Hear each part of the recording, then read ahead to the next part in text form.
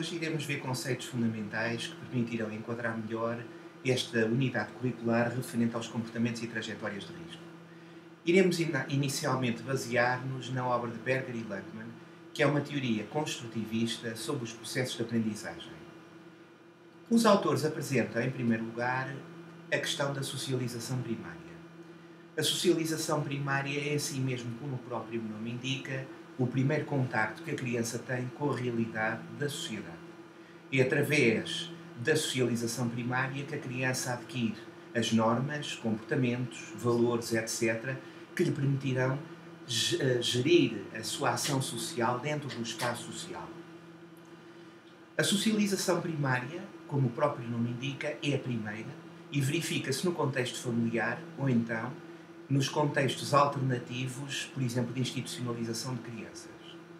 É através da socialização primária que a criança toma contacto com, por exemplo, folkways, que são normas menores, valores, normas e leis, através das quais se define um crescimento de intensidade em termos da necessidade de adoção de determinados comportamentos. É evidente que, se não houver normas iguais para todos ao nível da socialização primária, tal corresponde ao mesmo que se passaria se carros tivessem aprendido a funcionar uns com o sistema de o sinal vermelho serve para parar, outros o sinal verde serve para avançar, e se depois nós trocássemos as normas de funcionamento e disséssemos que o sinal verde serve para parar e o sinal vermelho para avançar, quando colocássemos em simultâneo todos os carros na via pública, os acidentes seriam praticamente impossíveis de evitar.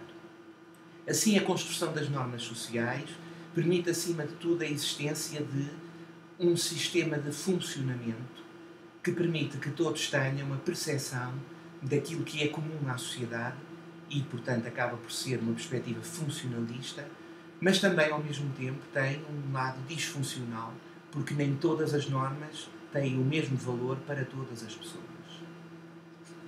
É nesta socialização primária que se arvoram as socializações subsequentes. Ela é a mais forte, porque ocorre até à constituição da personalidade por volta dos 4, 5 ou 6 anos. Estas primeiras normas ocorrem numa fase em que a criança está extremamente receptiva à informação e por isso absorve com grande voracidade toda a informação que lhe é dada. Ao mesmo tempo, é também o momento em que a capacidade mental da criança é mais plástica, podendo assumir por consequência diferentes formatos, adaptando-se a diferentes modelos culturais.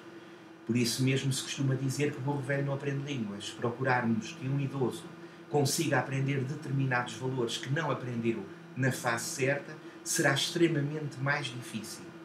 Esta oposição é a que define a aprendizagem infantil da aprendizagem, por exemplo, na terceira idade.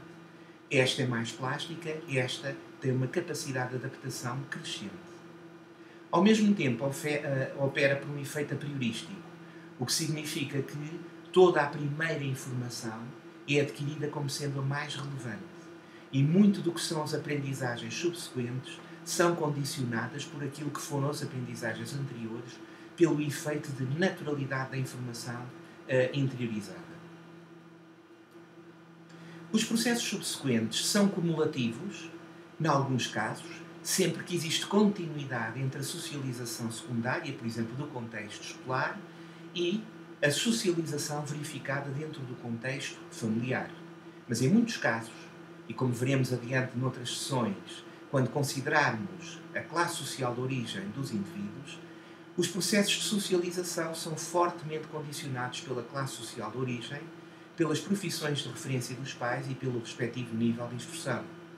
Por esse facto, por exemplo, o contexto escolar, as chamadas turmas homogéneas, são apenas uma falácia, porque na prática, aparentes turmas homogéneas têm fortes composições de alunos oriundos de diferentes classes sociais e que, portanto, trazem para o contexto de sala de aula diferentes experiências e aprendizagens que, assim mesmas, irão conflituar muitas vezes com o próprio contexto e cultura escolar.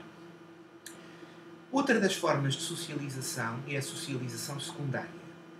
A socialização secundária é, como o próprio nome indica, aquela que vai seguir a socialização primária e não está circunscrita a um grupo específico, a uma instituição ou a um conjunto de associações ou de pessoas.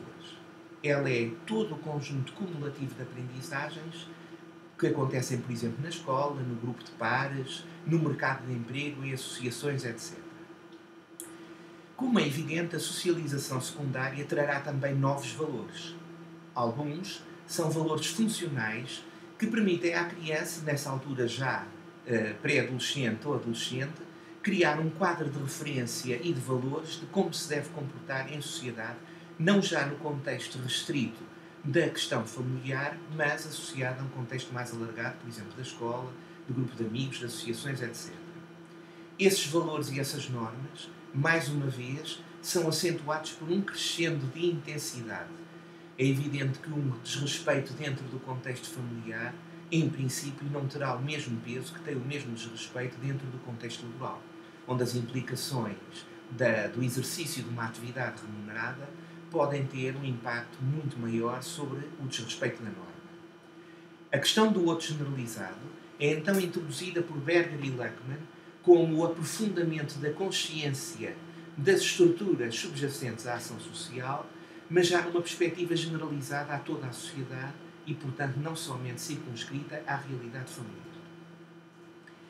A eficácia da socialização resultará, portanto, e segundo estudos internacionais dos quais Berger e Luckmann fizeram parte, da concordância existente entre os vários e sucessivos processos de socialização que se iniciam, como foi referido, na socialização primária e segue para os vários contextos possíveis da socialização secundária.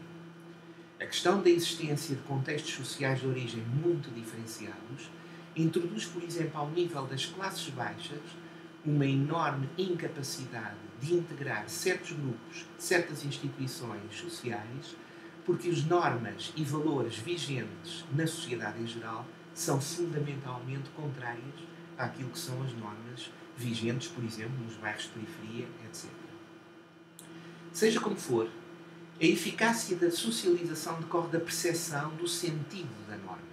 Não basta apresentar uma norma, um valor ou uma regra, ela será tão mais eficaz quanto maior for a nossa capacidade de percepção do seu valor.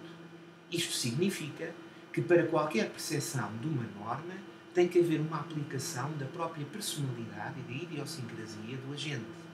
Ele é chamado a interpretar caracteristicamente as normas sociais que lhe são apresentadas e, em função da capacidade de percepção interna do valor da norma, que terá maior ou menor facilidade em adotá-la na sua vida.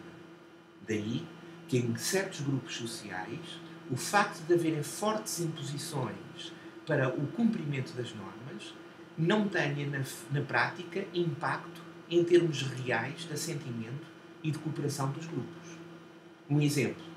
Podemos dizer a uma criança marginalizada que vem de um bairro de lata para não infringir determinadas normas sociais, mas se aquilo que ela vê no seu contexto de socialização primária é permanentemente a desvalorização dessas normas e a existência de expedientes diversos de sobrevivência que contrariam as normas, a tendência da criança será fazer o mesmo e não seguir, portanto, a norma social.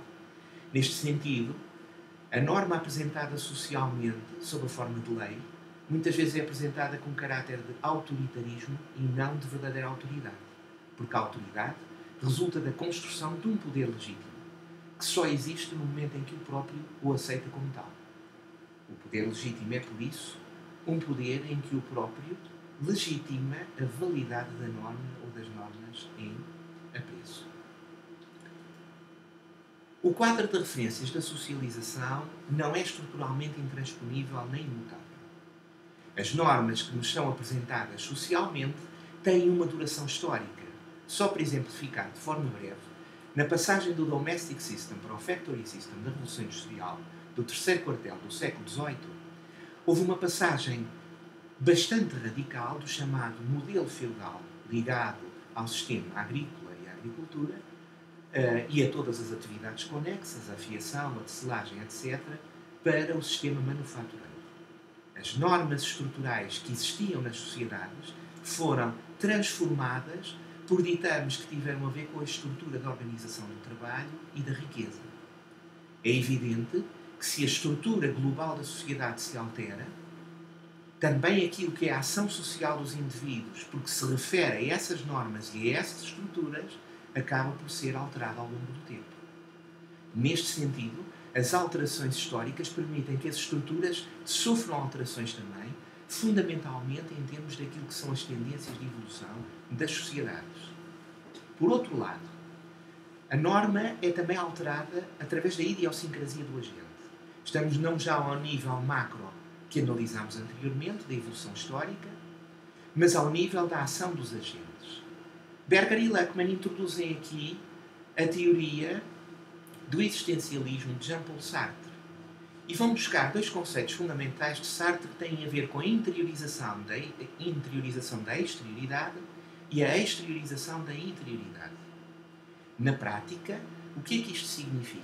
Significa que uma determinada criança, que está exposta a uma certa informação, irá interiorizá-la de uma forma característica.